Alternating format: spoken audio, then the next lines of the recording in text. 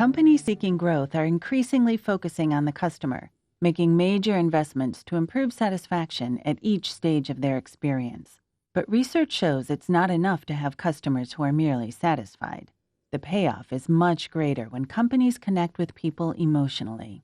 In terms of their impact on revenue and profitability, customers who form an emotional attachment to a brand are 52% more valuable than those who are just highly satisfied. Authors Scott Magid's, Alan Zorfis, and Daniel Lehman researched hundreds of brands in dozens of categories to demonstrate why emotionally connected customers are so valuable.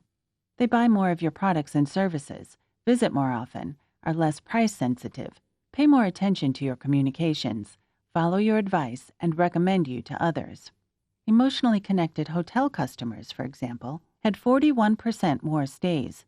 Casino gaming customers spent 23% more than those who were merely satisfied, and household cleaner customers made 103% more purchases.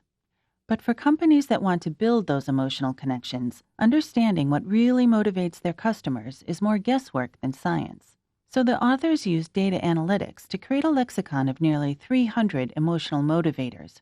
These are people's deep, often unspoken emotional needs, such as the desire to succeed in life, to feel secure, or to feel a sense of belonging. By tapping into them, companies can reap the benefits of emotional connection. For example, a company whose customers share a desire to stand out from the crowd should look for ways to help them project a unique social identity or be seen as special. Firms whose customers are motivated by the desire to protect the environment should make sure their brands support customers' beliefs and encourage them to take action. Companies should strive to link these motivators to specific purchasing behaviors to figure out which needs are the most valuable. But first, let's look more closely at the research on how emotional connections may vary between customers. Emotional motivators differ from category to category. For example, the sense that a home furnishing store helps me be creative inspires consumers to shop there more often. But different motivators may drive loyalty to fast food restaurants. Each brand may need to start with a different motivator in its effort to strengthen emotional connections. Motivators also differ by customer segment. Take credit cards. Research shows that for millennials, the desires to protect the environment and be the person I want to be are important in the banking category. For older groups, however, the needs to feel secure and succeed in life create greater emotional connections. Motivators may even shift within a segment, depending on where people are in their customer journey. In the banking example, the desire to feel secure is a critical motivator when attracting and retaining these consumers early on.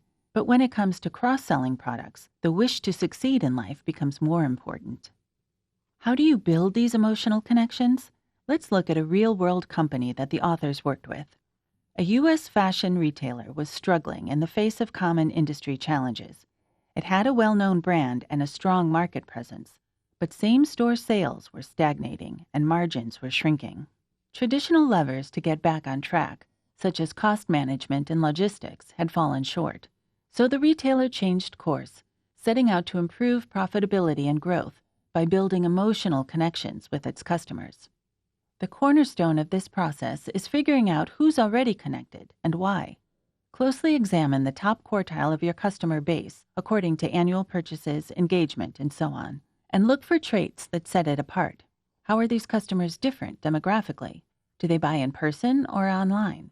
How much do they buy from your competitors? Our retailer's analysis revealed a set of especially valuable customers, who the company labeled fashion flourishers, buying apparel connected to their deep desire for excitement, social acceptance, and self-expression. They had a high lifetime value, visiting stores more frequently and spending about twice as much per year as other shoppers on average.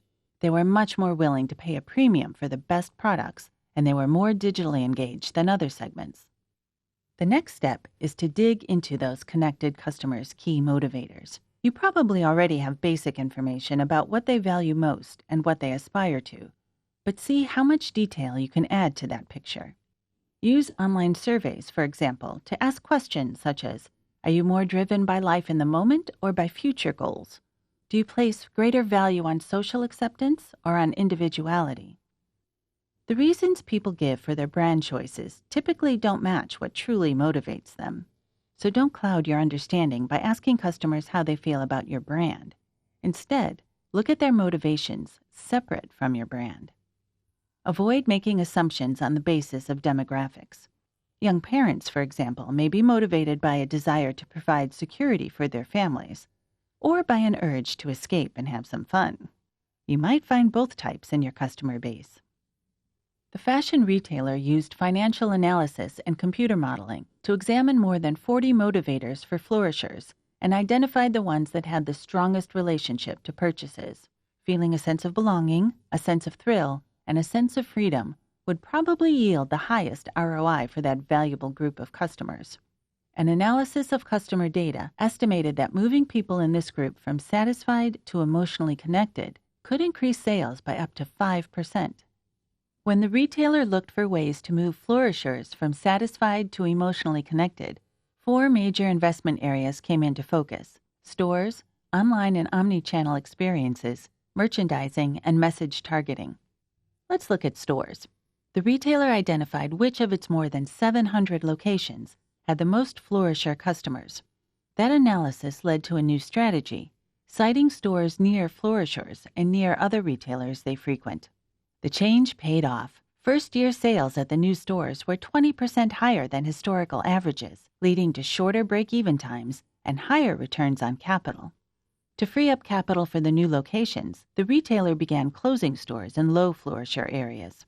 Focusing on the sense of belonging motivator, the retailer also expanded its social media presence and encouraged customers to submit selfies showing their favorite outfits and styles. Test stores then displayed selfie slideshows on large screens, reinforcing that sense of belonging. Data from the test stores suggested that the experiment increased customers' intent to purchase. Finally, use the language of emotional connection everywhere you talk about your customers, not just in the marketing department, but across the firm. For instance, building on its success, the retailer developed a scorecard that gave the CEO and executive team a one-page view of customers' emotional connection levels, along with the increase or decrease in connected customers. It also showed the correlation of customers' emotional connection scores with lifetime value measures such as annual spending, churn, and tenure. The retailer's results speak for themselves. For stores serving flourishers, sales grew 3.5% compared with the annual average of just 1%. Inventory turns increased more than 25%. Market share and customer advocacy also grew, contributing to record-high customer lifetime values. Of course, achieving what the retailer did is not easy. Some of the best-known brands mistakenly believe that their work is done simply because they have a large percentage of customers who consider them a good brand. But here's where these same brands fall short in emotionally connecting with their customers. The gaps represent a big opportunity for these companies. The same pattern holds across many types of companies, from coffee chains to car makers. There's a lot of value being left on the table and a huge opportunity to transform satisfied customers into emotionally connected ones. When companies discover that, they'll find a new source of growth just waiting to be tapped.